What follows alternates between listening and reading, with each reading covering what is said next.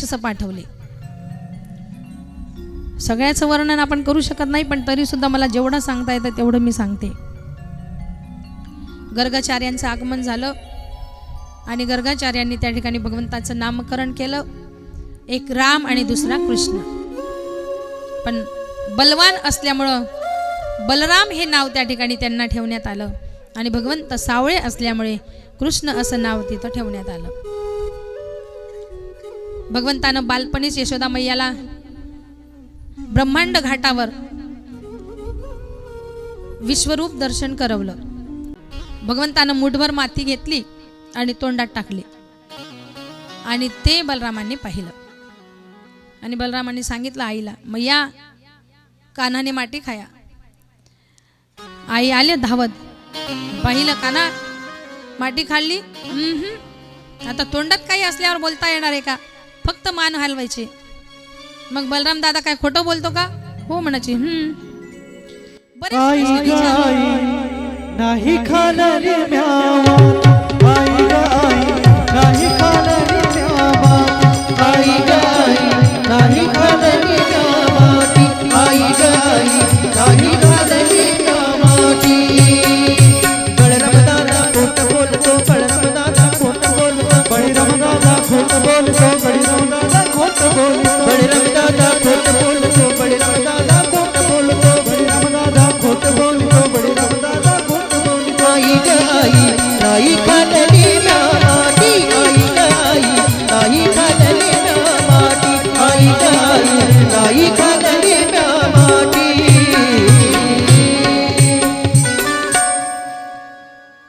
म्हणतात मैया मी नाही खाल्ली माती. बलराम दादा म्हणतात आई मी खोटं नाही बोलत मैया, त्याला आग करायला सांग. भगवंत सांगतात मी एक एक नाही म्हणतोय, हे एकच मध्येच काहीतरी लावतोय म्हणे. भाऊ आहे का दुश्मन आहे काय माहिती. मैयानं सांगितलं दाखव तोंड. भगवंतानं आह केलं. माती जर सापडली तर आपली काही खेर नाही. तोंडात माझ्या तोंडात माती आणि यशोदा मातेच्या हातात काठी आल्याशिवाय मग राहणार नाही. काठीचा दणका खावा लागेल. म्हणून वाचण्यासाठी भगवंतानं विश्वरूप दर्शन करवलं मैयाला. मैया तोंड डोळे वासून पाहते भगवंताच्या तोंडामध्ये. हे काय आहे माझ्या लालानं कोणी करणी तर नाही केली. तोंड मिटलं भगवंताने. मैया माती दिसली का माझ्या तोंडात? मी खाल्ली का माती? भगवान सांगते यशोदा मैया सांगते अरे मातीचं जाऊ दे. हे हिमालय पर्वत आणि ह्या नद्या आणि हे समुद्र ही पहाड तुझ्या तोंडात कुठून आली लाला? भगवान मनात म्हणतात अरे घोटाळा झाला. मैया म्हणते माझं लल्ला तर देव आहे. अरे उगाच तुला दाखवलं बरं, माफ कर मला. मैया मी देव नाहीये, मी सामान्य तुझा लाला आहे. भगवंताने डोळे मिटले आणि मायाला सांगितलं ग मध्येच कुठे आलीस बाई, जा तुझी तुझी. मायेचं असणारा आवरण आहे ना, मुखामध्ये दिसणारा जे ब्रह्मांड आहे मायेचं आवरण आहे. त्याला सांगितलं मैयाच्या माझ्यामध्ये अजिबात यायचं नाही, तू निघ इथून, तुझं काही काम नाही. माया आवरली. भगवंतानं मैया वय झाल्यामुळे तू बुद्धी झाल्यामुळे तुला असं वाटतं का ग काहीही काय बोलतेस? मैया सांगते अरे खरंच पाहिलं मी, बघ बरं माझ्या तोंडात काय आहे बघ. परत तोंड उघडलं. आता ब्रह्मांडही नाहीये आणि मातीही नाही. पहिली माया आवरली. मैयाचं असणारं मैयाला जे समजलं होतं तेही पुसून टाकलं भगवंताने. आता मैयाला काहीच आठवायला नाही पाहिजे. आ केलं, तोंडात काहीच नाही. आणि भगवंताला छातीशी लावलं मैयाने. अरे लाला मी संशय घेतला तुझ्यावर, माफ कर मला. पुढचा प्रसंग सांगितलाय. लहानपणी अनेक खोड्या केल्यामुळं यशोदा मैयाच्या राग अनावर झाला आणि सर्व असणाऱ्या गोपिका तक्रारी घेऊन येऊ लागल्या ना, म्हणून बांधलं भगवंताला. बांधल्यानंतर कुठे बांधलं? उखळाला बांधलं. बांधल्यानंतर भगवंतानी त्या ठिकाणी सगळे इकडे तिकडे जाऊ दिलेत. उखळ ओढत ओढत नेला. अंगणात असणारी 2 जुनी वृक्ष होती, महाकाय अशी वृक्ष. उखळ दोन्ही असणाऱ्या वृक्षांमध्ये अडकला. लल्ला फक्त जोर लावतोय, याच्यातून आपल्याला बाहेर निघायचं नाही. बाहेर निघण्यासाठी जोर लावताय, पण घडलं असं मोठी मोठी असणारी ती महाकाय वृक्ष जागेवर उन्मळून पडली. धडाम दिशी जमिनीवर जोरात आवाज झाला. पाहिलं आजूबाजूच्या लोकांनी. ते जे गोप होते ना लहान लहान असणारे सवंगडी भगवंताचे, त्या सवंगड्यांनी सांगितलं मैया हे कान्हाने केलं म्हणे. मैया म्हणते एवढी मोठी असणारे वृक्ष कान्हाने पाडलीत, काही काय सांगतात म्हणे. हो आम्ही आमच्या डोळ्याने पाहिलं. सगळे गोप गवळणी त्या ठिकाणी जमा झाले. काय झालं विचारताय म्हणे. हे सांगतायत की लल्लाने केलं. मैया ते लहान लेकर आहेत त्यांच्यावर काय लक्ष देते. त्या दोन्ही असणाऱ्या वृक्षातून 2 दिव्य पुरुष त्या ठिकाणाहून बाहेर निघाले. यमलार्जुन नावाचे नलकुबेर असणारे ते दोघं, आणि त्यांचा उद्धार करण्यासाठी मागची कथा आहे. नारद महर्षींना पाहिल्यानंतर त्या ठिकाणी जलाशयामध्ये नग्न अवस्थेत विहार करत होते. नारद महर्षींना पाहून सुद्धा त्यांना काहीच वाटलं नाही. नारद महर्षींना पाहूनही त्यांनी त्यांचा विहार सुरू ठेवलेला होता, म्हणून त्यांना श्राप होता. माणसं गंधर्व असून माणसं असून सुद्धा माणसाचा जन्म मिळूनही असे पशूंप्रमाणे वागताना वृक्षांच्या जमान्यात जाल म्हणे. तुम्हाला कपड्यांची शुद्ध नाही ना, तुम्ही झाडं व्हाल. आणि मग हे या ठिकाणी यमलार्जुन वृक्ष झालेले होते आणि उशाप दिलेला होता की भगवंताच्या हातून तुमचा उद्धार होणार आहे. आणि त्यांचा उद्धार आज केला. भगवंताला प्रणाम केला. ते निघून गेलेत. पण गोकुळात मात्र असं एका प्रकारे भीतीचं वातावरण तयार झालं की हे एक एक असणारे संकट येत आहेत. बरं झालं त्याच्या अंगावर झाडं नाही पडलेत, म्हणजे काय झालं असतं. प्रसंग गेला. भगवंताने आपल्या सर्व सवंगड्यांना जमवलं म्हणे. का रे तुम्ही माझ्यात खेळतात, मी तुमच्यात खेळतात, आपण बरोबरीचे आहोत. तुम्ही माझ्यापेक्षा मोठे आहात, तरी सुद्धा मी बघा बरं कसा दिसतो म्हणे, गोल सफरचंदासारखा. आणि तुमचे अवतार बघा कसे दिसतात, अगरबत्ती छाप. तुमच्याही घरात दही दूध आहे, आमच्याही घरात दही दूध आहे. आम्ही दही दूध खातो, तुम्ही खातो. गोपाळांनी सांगितलं देवा तुझ्या घरी 9 लक्ष गायी आहेत, खाणारे तुम्ही दोघच भाऊ आहेत, तरी अजून सांगतो तुमचे आई वडील उदार आहेत. जे काही निघतं ते तुम्हाला खायला मिळतं. आणि म्हणजे तुमच्याही घरी गायी आहेत ना रे, गोकुळात घरोघरी गायी आहेत, घरोघरी दूध आहे, मग तुम्ही असे का. गोपाळांनी सांगितलं लाला आमचे आई वडील ते निघालेलं जे दूध आहे, जे दही आहे, ते तूप आहे ना, ते मथुरेला पाठवतात म्हणे. मग तुम्ही काय खातात म्हणे. आम्ही फक्त ताक पितो, आम्हाला काहीच नाही भेटत खायला. म्हणे का नाही भेटत, तुम्ही मागायचं ना म्हणे. मागूनही नाही भेटत, ते सगळं मथुरेमध्ये जातं म्हणे. दही दूध आपलं, गायी आपल्या, आणि दही दूध जातं मथुरेला. म्हणजे तिथं राक्षस पोचण्यासाठी कधी त्या दह्या दुधावर आपला पूर्ण अधिकार आहे आणि आपला अधिकार आपण मिळवणारच, असं त्या मीटिंग मध्ये सगळ्यांनी एक मुखाने असणारी घोषणा केली. लाला आमचे आई वडील साधे नाही आहेत बरं, ते नाही देणार, तू किती प्रयत्न केले तरी. लाला म्हणतो मागून नाही दिलं तर आपण हिसकावून घेऊ. म्हणे काय करणार आहेस नेमका. काही नाही, मी तुम्हाला कमावून देतो म्हणे. आता दही दूध तुमच्याच घरातलं दही दूध तुम्हाला कमावून देतो. कसं कमावून देणार आहे म्हणे. चोरी करून. म्हणे आपण चोरी करायची, पोटासाठीच करायची ना, आपल्याला का घरं बांधायची का चोऱ्या करून, का बंगले घ्यायचे आहेत, का शेतीबाडी घ्यायची, का गाड्या घ्यायच्या आहेत. पोटासाठी केलेली चोरी जमते. कशी जमते. समजा तुम्ही रस्त्याने चाललात, एखाद्याच्या शेतामध्ये हरभरा लावलेला आहे आणि तुम्हाला भूक लागली. तुमच्या पोटाला लागेल एवढं, तुमची भूक शमेल एवढा हरभरा जर तुम्ही तिथून खाल्ला तर त्या गोष्टीचं पाप लागत नाही. पण पोटाला भूक लागली म्हणून हरभरा खायला घुसले आणि भाराच बांधून जर शेताच्या बाहेर निघले, त्याचं पाप लागतं. पोटासाठी खाल्ल्याने नाही लागत, पण जर घरच्यांचा संग्रह केला तर पाप लागते. सगळ्या गोष्टींमध्ये असं होतं बरं. म्हणून आणि लालांना एक सांगितलं, आपलीच वस्तू आपल्याला भेटत नाही ना, बाहेर जाऊन विकतायत आणि राक्षस पोचतायत त्याच्यावर. मागून जर नाही भेटलं तर एक म्हण आहे, जब घी सीधी उंगली से नहीं निकलती तो उंगली टेढ़ी करनी पडते. ही पद्धत अशी आहे म्हणे. आपण आता असं करणार आहे. काय करणार आहे. चौर्य मंडळाची स्थापना करणार आहे आणि त्याचा अध्यक्ष मी असणार आहे. तुम्ही फक्त मी सांगेल तसं वागायचं. आता भगवान आपल्या अध्यक्षांसारखे नव्हते. आपले अध्यक्ष सांगतात आमचं नावही कुठं घ्यायचं नाही आणि आम्ही काहीच करत नाही, आम्ही फक्त निमित्त आहेत म्हणे. सगळ्या या लोकांच्या सल्ल्याने चालतं आपलं काम. पण भगवंतांनी सांगून दिलं मी अध्यक्ष आहे आणि मी जसं सांगेल तसं तुम्हाला करावं लागेल. बाकी गोपाळांनी सांगितलं ठीक आहे, तू जसं सांगशील तसं काय करावं लागेल. तुम्ही फक्त याल तरी या रे लागे, अवघे माझ्या मागे मागे. आणि जर असं घडलं आजी देतो पोट भरी पुरे म्हणाल तो वरी. झाला धिंगाणा सुरू. लहान लहान लहान लहान लहान मुले घेऊन लहान लहान लहान लहान लहान मुले घेऊन खोड्या खोड्या करी खोड्या करी खोड्या करी खोड्या करी खोड्या करी खोड्या करी मन मोहन मोहन मोहन मोहन मोहन खोड्या करी मन मोहन.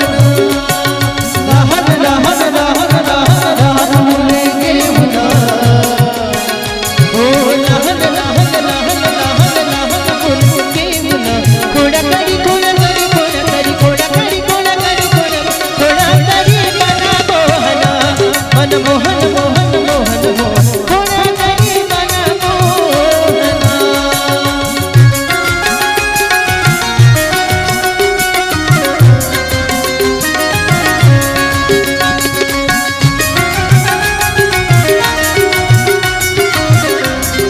यावरती सांगा.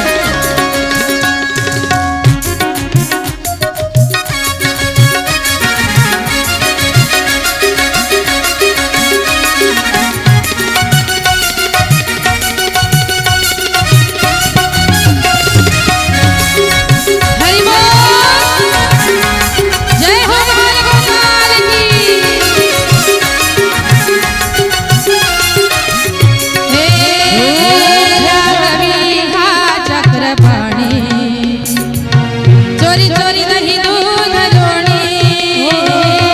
चोरी चोरी दही दूध लोणी चोरी दही दूध लोणी घराम येऊन चोरी दही दूध लोणी घराम येऊन खोड्या करी खोड्या करी मन मोहन.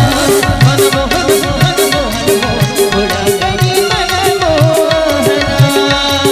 लहान लहान लहान लहान मुले घेऊन लहान लहान लहान लहान लहान मुले घेऊन खोड्या करी खोड्या करी खोड्या करी खोड्या करी खोड्या करी खोड्या करी मन मोहन मोहन मोहन मोहन. खोड्या करी मन मोहन.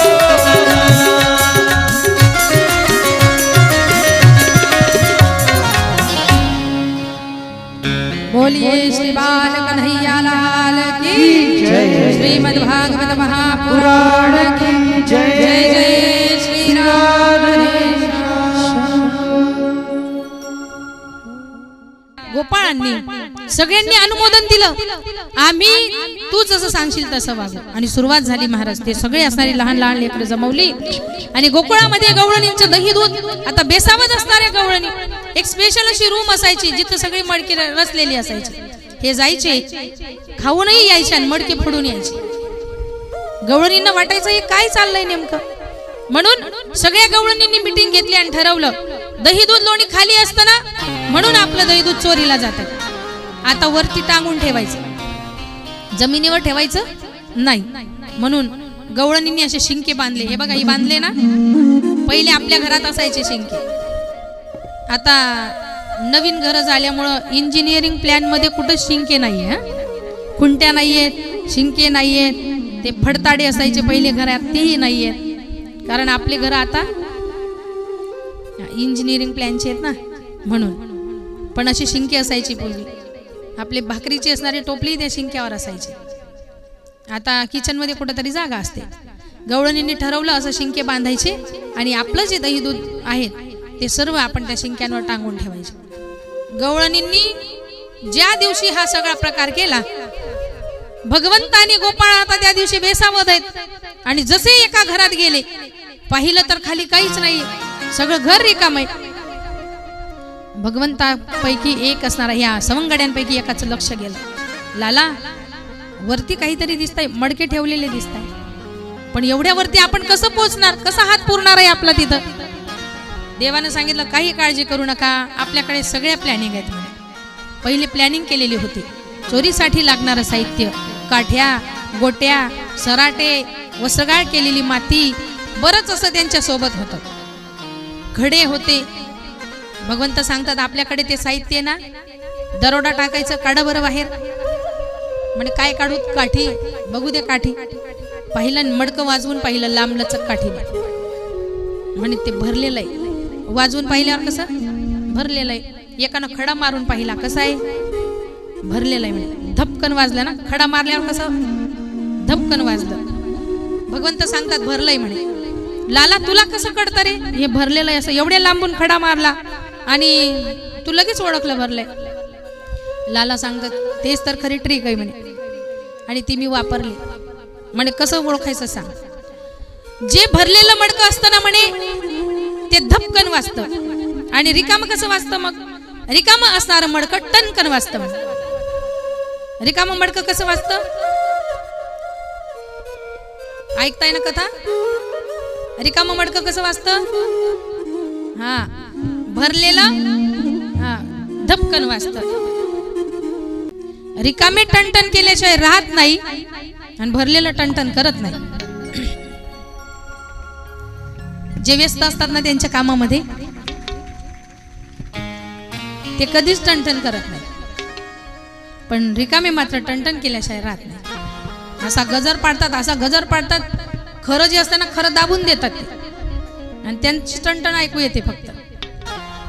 देव सांगतात ही समाजात फिरत असतानाही लक्षात ठेवायची ट्रिक. म्हणून ओळखलं म्हणे आता भरलंय, आता काय करायचं? म्हणे आता आपण सहज तिथपर्यंत पोहोचू शकत नाही, आपल्याला आता थर लावावा लागेल. थर कशासाठी? दही दूध खायचंय ना, खायचं असेल तर मग या, चला दहीहंडी पर्यंत पोहोचा हळूहळू. सगळे गोपाळ भगवंताच्या मागे. भगवंताला जाऊ द्या पुढे, हो गोपाळ अध्यक्षाला पुढे जाऊ द्या.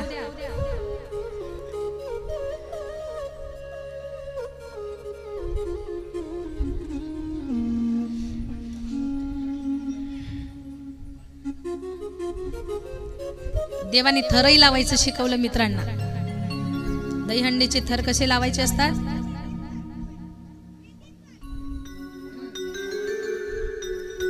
गोपाळांनी थर लावले. भगवंत सगळ्यात वरती उभे राहिले. होतो तिघांचे मी वरी, शिंके लाविले दुरी. होतो तिघांचे मी वरी. काय करणारेस वरती उभा राहून? आज देतो पोट भरी, पुरे म्हणाल तो वरी. आणि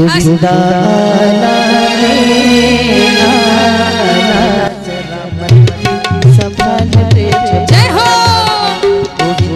उभे राहून घ्या, उभे राहून घ्या सगळे. महिला मंडळ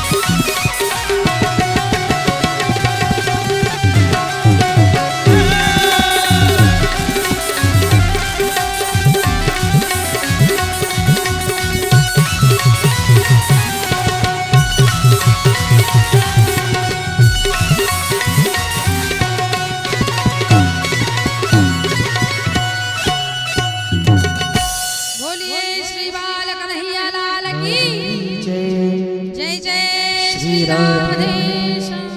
जरी उंचावर बांधलेत गवळणींनी, गवळणी आश्चर्यचकित झाल्या.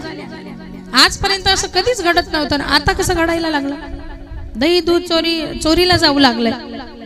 सगळ्या गवळणींनी मीटिंग घेतली. मग असे तसे आपण दररोज बसतोच म्हणे एका ठिकाणी. सगळ्या गवळणींनी मीटिंग घेतली आणि ठरवलं आपण आज रात्रभर झोपायचं नाही, लक्ष ठेवायचं म्हणे कोण येतं. सगळ्या गवळणी एके ठिकाणी जमल्या ठरल्याप्रमाणे.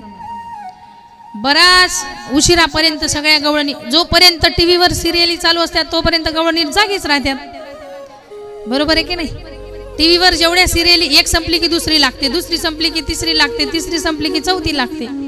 जोपर्यंत सिरियली संपत नाही टीव्हीवरच्या तोपर्यंत गवळणी झोपत नाही ना. हा, सिरियली संपल्या की मग गवळणी झोपायला मोकळ्या. मग जोवर टीव्हीवर सिरियली चालू आहे त्यावर बरं होतं, पण ते संपले यांना डुकल्या यायला लागल्या. तेव्हा टीव्ही होती का? नव्हती, पण गप्पा होत्या. माणसं माणसांशी बोलायचे तेव्हा. कधी? जेव्हा मोबाईल नव्हते ना तेव्हा माणसं माणसांशी बोलायचे. पण आता मोबाईल आले. एखाद्याच्या घरी पाहुणा जा, तो त्याच्या मोबाईलमध्ये, आणि गेलेला पाहुणा त्याच्या मोबाईलमध्ये. झाल्या गप्पा. सुख नाही ना दुःख नाही, काहीच नाही. पहिले गेल्या गेल्या परिवारातल्या सगळ्या माणसांची चौकशी व्हायची. पहिले म्हाताऱ्या माणसांपासून सुरुवात व्हायची. बाबाची तब्येत बरी आहे का, आईची बरी आहे का, मुलांचं काय चाललंय, शेतीवाडीचं काय चाललंय, अशा सगळ्या गप्पा व्हायच्या. आता काय कसं येणं झालं, कारण जो जिव्हाळा होता तो राहिला नाही एका अर्थाने. जोपर्यंत ते वायरला लटकलेले फोन होते तोपर्यंतही बरे होते. म्हणजे बांधलेलं होतं ना काहीतरी, एक बंधन होतं, तेव्हाही जरा जिव्हाळा होता. किती जिव्हाळा होता. तिकडून जर जावाई बोलत असेल आणि इकडून जर सासूने हॅलो केलं तर सासू पहिले पदर घ्यायची. ओ माई जावाई बोलताय, ओ माई. तर तोपर्यंत जिव्हाळा शिल्लक होता. पण आता त्या फोनची वायर कट झाली आणि जिव्हाळा कट झाला, बंधन सुटलं. आता ते मोबाईल मोकळे झाले आणि मोबाईलपेक्षा ते मोबाईलवाले जास्त मोकळे झाले. असे सुटलेत का ना घरच्यांना सापडत ना दारच्यांना सापडत. बरं हॅलो कुठे, आलोच 2 मिनिटात, आणि तो 2 तासांनी काही येणारा होईना, पण 2च मिनिटं म्हणतो, 2च मिनिटात आलो म्हणतो. माणसं अशी वेडी झाली त्या मोबाईलच्या नावाने. किती वेळी झाली सांगू का. एक परिवार आहे, माणूस ड्युटीसाठी गेला, घरी येतो जेवायला. घरी आला आणि ते मोबाईलमध्ये चाळत होता काहीतरी दुपारच्या वेळेला. जेवण्यासाठी घरी आला आणि ते मोबाईलच्या नादामध्ये दुसऱ्याच घरात घुसला, शेजारच्या. सारखे सारखे क्वार्टर असतात ना नोकरीवाल्यांना मिळालेले, ते घुसलं दुसऱ्याच्याच घरात. आता ती घरातली अंबाबाई बी मोबाईलमध्येच होती. तिनं बी कुकर आणून दिला आणि आदळला त्याच्याजवळ, आणि मोबाईल पाहत पाहत वाढलं. तो जेवला आणि सोफ्यावर बसला. हाही मोबाईलमध्ये आणि तीही मोबाईलमध्ये. आणि घरचा मालक त्याची सुट्टी झाली आणि तो आला जेवायला. हा मोबाईल चाळतोय. आता तो यांच्या पुढचा होता, तोही मोबाईलमध्येच होता. तो दरवाज्यात घुसला आणि याला सोफ्यावर बसलेलं पाहिलं त्यानं, आणि तो घरचा मालक ह्या दुसऱ्या घरात घुसलेला त्याला हात जोडतो, माफ करा दादा, चुकून तुमच्या घरात आलो. असे पागल झालेत लोक त्या मोबाईलच्या नादी लागून. पण पूर्वी माणसं आपसात बोलायची एकमेकांशी. गवळणी आपसात गप्पा करत बसल्या. बराच वेळ झाला, आता काय करणार. मग जेव्हा बराच वेळ गप्पा झाल्या ना, मग लईच बोर व्हायला लागले का मग गवळणी तपकीर काढतात. काय काढतात गवळणी? तपकीर, मिसरी, जे काही असेल. पण त्या काळच्या गवळणींकडे नव्हतं, आताच्या गवळणींचं सांगते. गवळणी बोर झाल्या आता. थोडा अधिक जशी जशी रात्र चढू लागली ना तसं तसं आता गवळणींची स्थिती होऊ लागली. कशी? झोप यायला लागली गवळणींना. म्हणे आता किती वेळ जागे राहायचं, कोण येतं इथं. एक एक गवळण एक एक विकेट पडत गेली आणि एक एक गवळण झोपत गेली. एक ती अशी दरवाज्यात पाय आडवा लावून बसलेली होती. प्रभावती नावाची गवळण आहे. कसे आत येतात म्हणे, कोण कशी चोरी करून घेऊन जातात पाहतेच म्हणे मी आज. आता तीही झोप, तिचा डोळा लागलाय. आणि मग भगवंताने साधलं. आता ह्या गेल्यात निद्रेमध्ये. गोपाळांना सांगितलं हळूहळू यायचं, कुणी आवाज करायचा नाही, आज जर यांच्या तावडीत आपण सापडलो तर हे आपले चंपाषष्ठी केल्याशिवाय आपल्याला सोडणार नाही. साहित्य जमवून ठेवलंय, काठ्या आहेत, दोर आहेत त्यांच्याकडे, बांधून मारतील, लक्षात ठेवायचं. आजपर्यंत जे होतं ते धकलं, पण आता लक्षात ठेवायचं. गोपाळ म्हणे, कृष्णा जरी आपण एकमेकांशी नाही बोललो तरी पायांचा आवाज येतोच की नाही. लहान मुलं आहेत ती, कसंही हळू चालले तरी सुद्धा पायांची आदळआपट होणारच. कृष्णानं सांगितलं अजिबात आपटायचे नाही, एक एक पाय पाहिजे तर वरती बांधून घ्या, अलगद एकाच पायानं जायचं. आणि अशी लंगडी खेळत खेळत गोपाळ आतमध्ये शिरले, उडी मारून शिरले आणि सगळे असणारे दही दुधाचे मडके फोडले, सगळा नाश केला, खाल्लं, पोटाला जेवढं लागेल तेवढं खाल्लं. आणि नंतर मात्र जे काही फोडायची होती तोडफोड केली. आणि जी प्रभावती झोपलेली होती वाटेतच, जिनं सांगितलं होतं, जिने मिटिंगचा असणारा सल्ला दिलेला होता, ती लोणी घेतलं आणि तिच्याच तोंडाला लावलं, भुर निघून गेले. जाग आली गवळणींना. सकाळी पाहिलं तर पाहती गवळणी तवती पालथी दुधाणी. पाहिली गवळणींनी, बापरे, एवढ्या वरती टांगून सुद्धा म्हणे जे व्हायचं तेच झालं. कुणी खाल्लं असेल, कुणी खाल्लं असेल. एकीचं लक्ष गेलं, म्हणे बघा हिच्या तोंडाला लोणी लागले. तू आहेस का, म्हणे तूच खाल्लं असेल. त्यांच्यात आपसात भांडणं लागली. पण कळलं ह्या सगळ्या गोष्टी कोण करत असेल. एक दिवस रंगे हात पकडलं गोपाळांना आणि भगवंताला, आणि तिनं सांगितलं सगळ्यांच्या नादी लागायचं म्हणून माझ्या नादी लागायचं नाही. देव म्हणतो आता पहिले तुझाच नंबर लावतो, बाहेर थांबायचं. आतमध्ये गेलेत भगवंत रात्रीचे. आणि गेल्यानंतर त्या ठिकाणचे असणारे दही दूध काय खायचं होते ते खाल्लं, घरातली चोरी केली. आणि तिचे पती आणि ती, त्याची लांबलचक दाढी होती आणि पहिले गवळणींच्या वेण्याही लांबलचक असायच्या कमरेपर्यंत. देवानं दोघांची गाठ मारली आणि निघून आला घराच्या बाहेर. गोपाळांना म्हणे एक काम करायचं, सकाळी आपल्या गावात सोंग येणार आहे, एक थाळी आणि एक लाटणं असं घेऊन चौकात उभं राहायचं. गोपाळ म्हणे काय होणार आहे देवा, नक्की सांगशील का, नाचायचंय का आपल्याला. म्हणे नाही, तुम्ही फक्त सोंग बाहेर आलं की वाजवायचं आणि हुर्रे म्हणायचं. सकाळी ब्रह्ममुहूर्त झाला आणि हे उठायला लागले. तिच्या वेणीला झटका बसायचा, ती उठायला लागली की याच्या दाढीला झटका बसायचा. दोघांनी आपसात बरीच चर्चा केली. मस्त होऊन या माजली दांगळ. ती म्हणते ही वय आहे का मस्करी करायची. ती म्हणते तुमचीही अर्धी लाकडं स्मशानात गेली, ही वय आहे का. पण जेव्हा लक्षात आलं, म्हणे आता जे झालं असेल ते, ही गाठ कोणी बांधली बघ, सोडायचा प्रयत्न केला त्यांनी, सुटली नाही हाताने. म्हणजे काय करावं लागेल आता. म्हणजे काही नाही, आता कापावंच लागेल. तो म्हणतो मी माझी दाढी नाही कापणार, ती म्हणते मी माझी वेणी कापणार नाही. अगं मग गाठ कशी सुटेल. दोघांनी मग काय म्हणतात ते समेट केला. ठीक आहे म्हणे जे असेल ते, पण आता ह्याच्यातून तर सुटावंच लागणार आहे. मग कापण्याचा प्रयत्न केला, कापलीही गेली नाही. तोडण्याचा प्रयत्न केला, तोडली गेली नाही. जाळण्याचा प्रयत्न केला, जाळलीही गेली नाही. कारण ती देवानं बांधलेली गाठ होती. सुटता सुटेना, कापता कापेना, तोडिता तुटेना, अशी असणारी भगवंतानं बांधलेली गाठ आहे. काय करावं लागेल. बाहेरची माणसं गोकुळातली म्हणे का रे, आपण उठत नाही तवर हिची सळा रांगोळी होते ना, आज काय झालं. आपण उठत नाही तवर हा गोशाळेत असतो, यांना काय झालं असेल. ते म्हणतात झाला असेल एखाद दिवस उशीर. तेवढ्यात एक म्हणतो मेले का काय बघा जरा. काही लय पुढचे असतात, काही शहाणे असतात, काही दीड शहाणे असतात. ते म्हणतात मेले का काय बघ. पहिला दरवाजा ठोकवला, हे आतमध्ये म्हणतात समजा आता आपण जर दार उघडलं तर अर्ध गोकुळ घरात येईल. आणि हे असं सोंग पाहून लोक नावं ठेवतील आपल्याला ह्या वयामध्ये. काय करायचं. गावातला जो शहाणा व्यक्ती होता हुशार, त्यालाच त्यानं फक्त आतमध्ये घेतलं. काका तुम्हीच मध्ये या, आणि पटकन दार लावून घेतलं. म्हणे का रे, हे शोभतं का तुम्हाला. अर्धे डबडे झालेत तुम्ही, हे असं करत सोंग करत बसलेत का. घरात बाहेर उजाडलं, सगळे गोकुळवासी बाहेर तुमची वाट पाहत आहे, कसे निघाले नाही. काहींना धाक पडला, मेले का काय, काळजी वाटते लोकांना, चला म्हणे बाहेर. तो म्हणतो हो अशा अवस्थेत. ती गवळणीनं तर तोंडच झाकलं बिचाऱ्यानं. म्हणे हे काय, गाठ कुणी मारली सांगता नाही येत काका, पण सोडून पाहिली, तोडून पाहिली, सुटत नाही, काहीतरी युक्ती करा. त्यानंही युक्त्या केल्या पण काही सुटली नाही. त्यानं सोडून पाहिली पण सुटली नाही. आणि मग त्याच्या लक्षात आलं, म्हणे बाई कुणाचं नाव घेतलं होतंस का दिवसभरात? म्हणे नाही.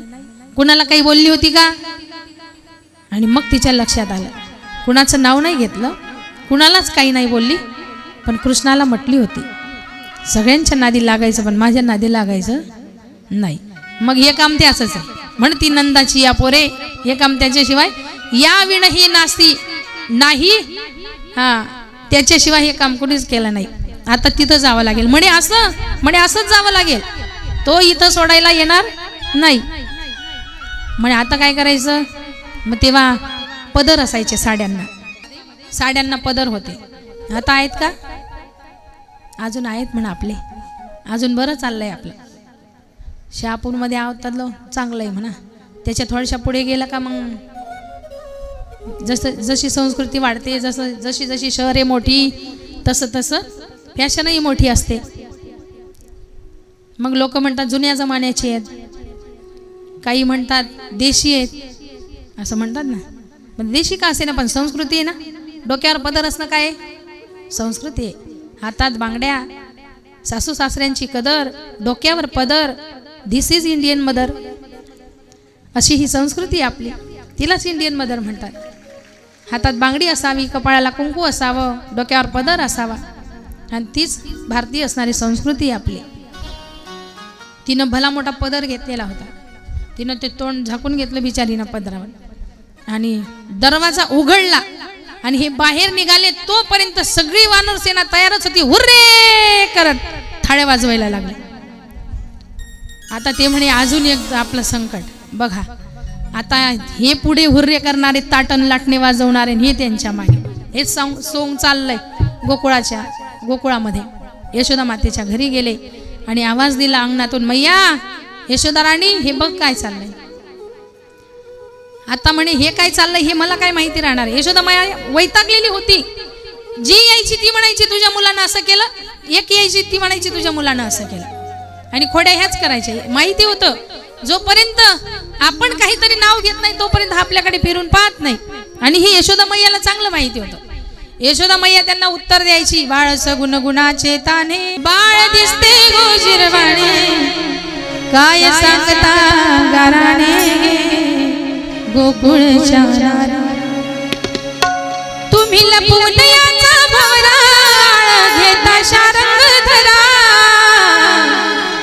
तुम्ही बाराकडच्या बारा गे शहापूरच्या नारी. अशी यशोदा मैया म्हणायची.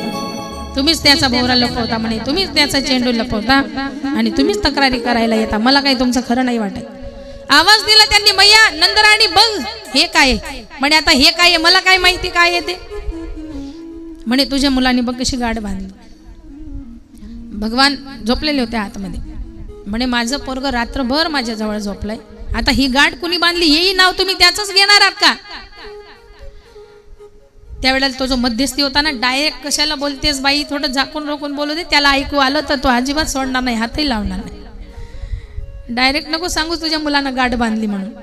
आमच्यावर संकट आलंय, त्या संकटाचं निवारण कर म्हणावं लागेल त्याला, तर तो गाठ सोडेल, नाही तर नाही सोडणार.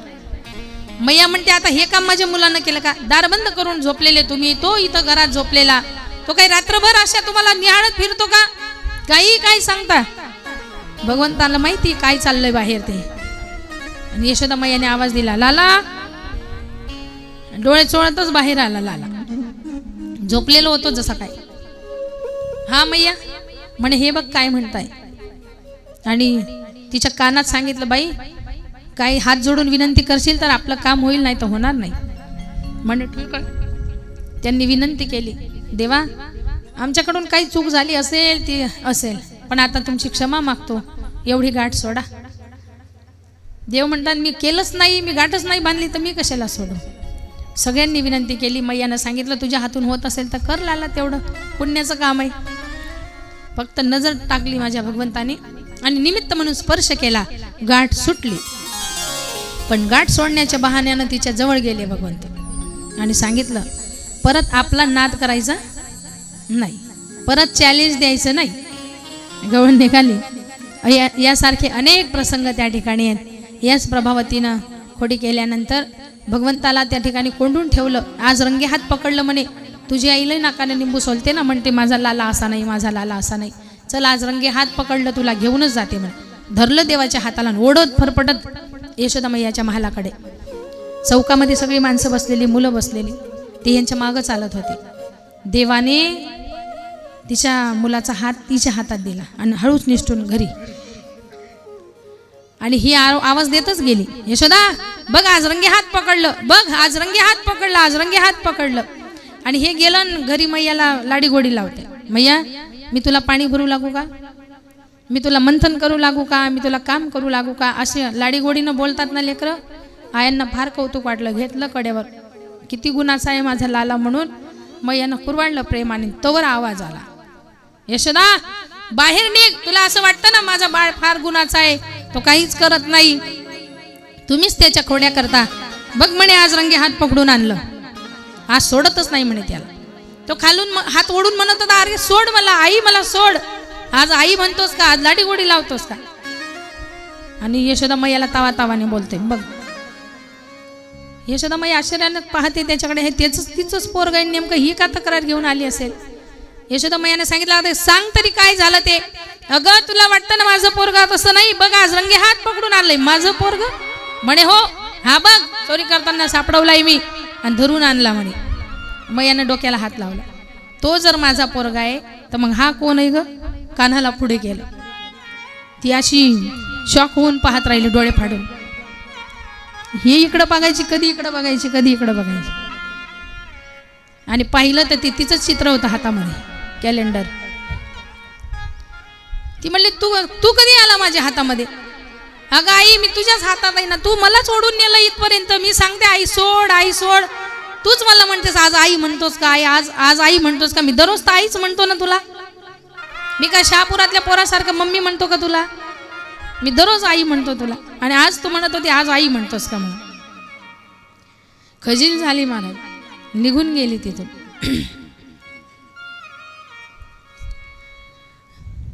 त्यानंतर दिवाळीचा असणारा प्रसंग आला आणि सगळीकडे अशी रेलचेल सुरू आहे. सडा, रांगोळ्या, अनेक विध असणाऱ्या पदार्थांचा वास त्या ठिकाणी येतोय.